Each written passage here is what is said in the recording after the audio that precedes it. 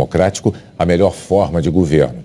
É um recorde desde 1989, quando essa pesquisa começou a ser feita. Nesta segunda-feira, em que os eleitores brasileiros já sabem quem serão os candidatos a disputar a presidência da República em segundo turno, tanto Jair Bolsonaro quanto Fernando Haddad aceitaram o convite do Jornal Nacional para se pronunciar sobre controvérsias que surgiram durante as campanhas eleitorais dos dois e que envolvem exatamente o futuro da democracia brasileira. E os dois candidatos concordaram que a ordem em que falariam seria sorteada aqui e é o que nós vamos fazer agora. Vamos então sortear. Vou misturar bem aqui os dois papéis. O primeiro a falar é Fernando Haddad. E o segundo que vai falar, está aqui, o segundo papel, Jair Bolsonaro. Candidato Haddad, boa noite, parabéns pela chegada ao segundo turno em segundo lugar. Antes de mais nada, nós gostaríamos que o senhor aproveitasse esse momento para uma saudação aos eleitores, numa mensagem de 2 minutos, a gente vai dar uma tolerância de 15 segundos. Bom, Renata, Bonner, é uma grande satisfação estar com vocês nessa noite. Telespectador, cidadão, cidadã brasileiros, uma grande satisfação estar no segundo turno com seu apoio. É uma honra poder participar de um segundo turno de uma eleição presidencial, situação em que nós vamos poder confrontar apenas 2 projetos. Vai ficar muito mais claro para você a natureza de cada um dos projetos. Nós, do lado da social-democracia, do estado de bem-estar social, que garante o direito do cidadão, que garante o direito do trabalhador, que cumpre a Constituição de 1988, que ampliou as possibilidades e as oportunidades. Um projeto que visa gerar empregos e oportunidades educacionais. Conforme eu tenho dito ao longo dessa campanha, eu que tenho apenas 20 dias de campanha e consegui atingir 29% dos votos, mais de 30 milhões de brasileiros e brasileiras confiaram no nosso projeto, eu tenho dito que uma pessoa tem que acordar e ter para onde ir. É como eu aprendi com meu pai. E isso exige do poder público oportunidades de emprego e de educação. É carteira de trabalho assinada numa mão e um livro na outra. Espírito desarmado em virtude do desejo de promover desenvolvimento com inclusão social. Nós não podemos pensar em outra natureza de desenvolvimento. Desenvolvimento para poucos não é desenvolvimento. A economia pode até crescer, mas ela não vai se estabelecer. O verdadeiro crescimento que nos interessa é aquele que é compartilhado com todos os brasileiros, sobretudo com os mais vulneráveis.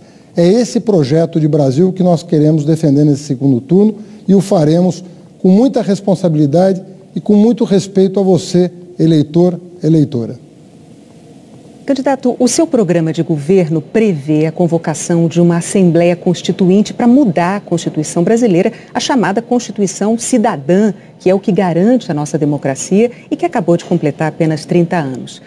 Juristas dizem que a nossa Constituição, ela não permite a convocação de uma Constituinte, não há previsão para isso. Só há previsão de reforma por uma emenda constitucional e que precisa da aprovação de 3/5 dos deputados e dos senadores. E essas emendas, elas não podem mudar cláusulas pétreas. Essas não podem ser alteradas de jeito nenhum.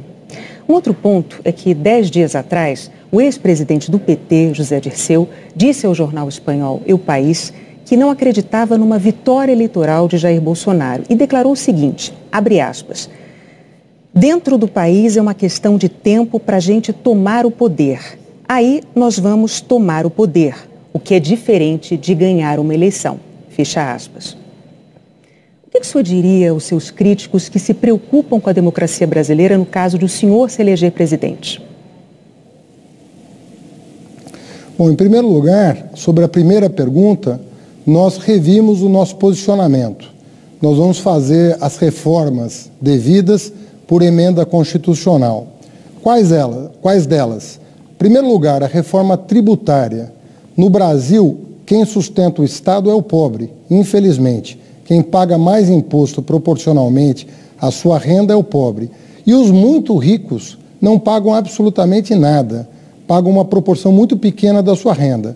Essa reforma tributária será feita por emenda constitucional, que prevê, inclusive, a isenção de imposto de renda para quem ganha até 5 salários mínimos, uma proposta defendida por nós desde janeiro de 2018 e que contempla o nosso plano de governo. A segunda reforma importante é a reforma bancária.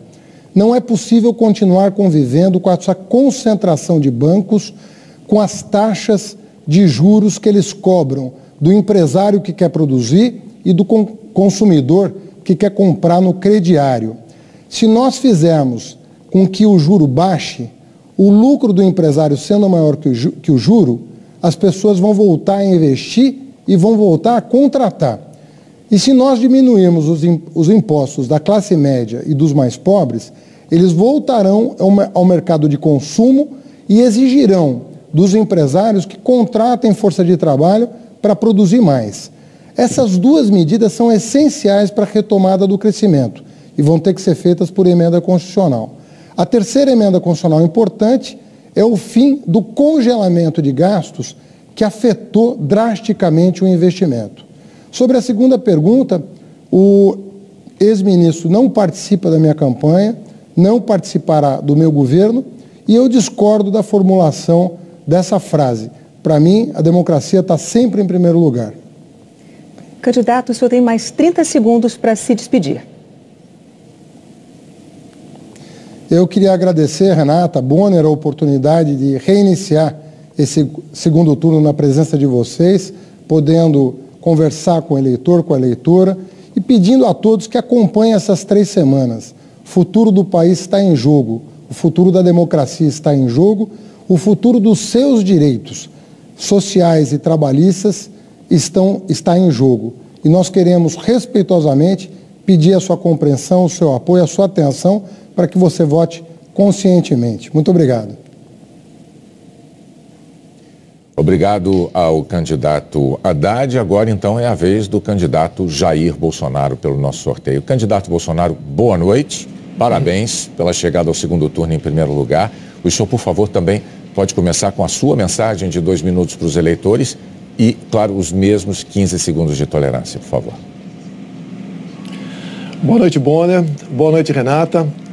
Boa noite, brasileiros. Primeiro, meu muito obrigado aos quase 50 milhões de pessoas que acreditaram em mim no último domingo. O nosso compromisso, a nossa plataforma, a nossa bandeira baseia-se em João 8,32. E conhecereis a verdade e a verdade vos libertará. Meu muito obrigado às lideranças evangélicas, ao homem do campo, quer seja do agronegócio, quer seja da agricultura familiar. Obrigado, caminhoneiros. Obrigado, policiais civis e militares, integrantes das Forças Armadas. Obrigado, família brasileira, que tanto clama para que os seus valores sejam respeitados. E mais ainda, que a inocência da criança em sala de aula esteja acima de tudo. Então, meu muito obrigado, em especial à região Nordeste, que apesar de eu ter perdido lá, nunca alguém que fez oposição do PT teve uma votação tão expressiva como eu tive.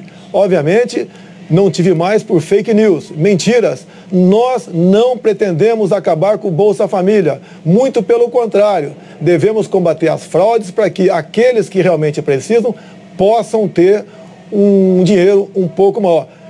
Homens e mulheres do Bolsa Família, fiquem tranquilos. Não pretendemos criar ou aumentar o imposto de renda, a cobrança de imposto de renda. Mentira! A proposta do nosso economista Paulo Guedes é que quem ganha até 5 mínimos não descontará imposto de renda. E acima disso, uma tabela de 20% para todos. Não pretendemos recriar a CPMF. Eu fui um dos que votou contra a CPMF no passado. Queremos um Brasil aberto ao negócio com o mundo todo, fazer parceria com o mundo todo, jogar pesado na questão da insegurança pública, fazer com que as mulheres se sintam protegidas no Brasil.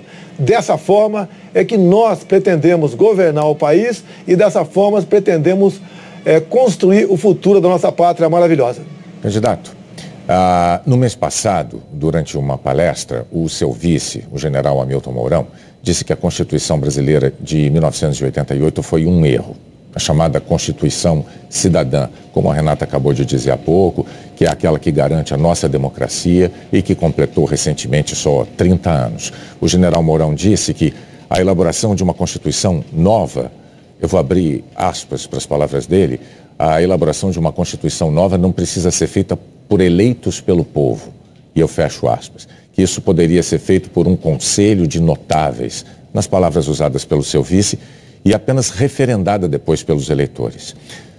De novo, nós temos que dizer, juristas dizem que a nossa Constituição não permite a convocação de uma Constituinte, não há uma previsão para isso. Existe uma previsão de reforma por emenda constitucional, que precisa de aprovação de 3/5 dos deputados e dos senadores. E essas emendas, o senhor sabe, não podem mudar as chamadas cláusulas pétreas, né? Essas não podem ser alteradas de jeito nenhum, como a Renata também já disse aqui. Bom, também em setembro, numa entrevista à Globo News, o general Mourão admitiu a possibilidade de o presidente da República perpetrar o chamado autogolpe. O que é que o senhor diria aos seus críticos que se preocupam com a democracia brasileira no caso de o senhor se eleger presidente? Ele é general, eu sou o capitão, mas eu sou o presidente. O desautorizei nesses dois momentos. Ele não poderia ir além daquilo que a Constituição permite. Jamais eu posso admitir uma nova Constituinte, até por falta de poderes para tal. E a questão de autogolpe, não entendi direito o que ele quis dizer naquele momento, mas isso não existe. Se estamos disputando as eleições, é porque nós acreditamos no voto popular e seremos escravos da nossa Constituição. Repito, o presidente será o senhor Jair Bolsonaro. Quem nos auxiliará? Sim, o general Augusto Mourão. E ele, Hamilton Mourão, e ele sabe muito bem da responsabilidade que tem por ocasião da sua escolha para ser vice. Nós queremos demonstrar com isso que precisamos, sim, ter um governo com autoridade e sem autoritarismo. Por isso, nos submetemos ao sufrágio popular. E tenho certeza que, uma vez eleito, o que falta um pouco ainda ao general Mourão é um pouco de tato, um pouco de vivência com a política. E ele rapidamente se adequará à realidade brasileira e à função tão importante que é dele. Já Augusto Mourão, agradeço a sua participação, mas nesses dois momentos ele foi infeliz. Deu uma canelada. Mas, repito, o presidente jamais autorizaria qualquer coisa nesse sentido. Candidato, o senhor ainda teria 30 segundos para complementar a sua resposta. O senhor abre mão deles? Eu posso complementar. Quando você fala em Constituição, uma Constituinte, não podemos admitir isso, até porque não teríamos autoridade para tal.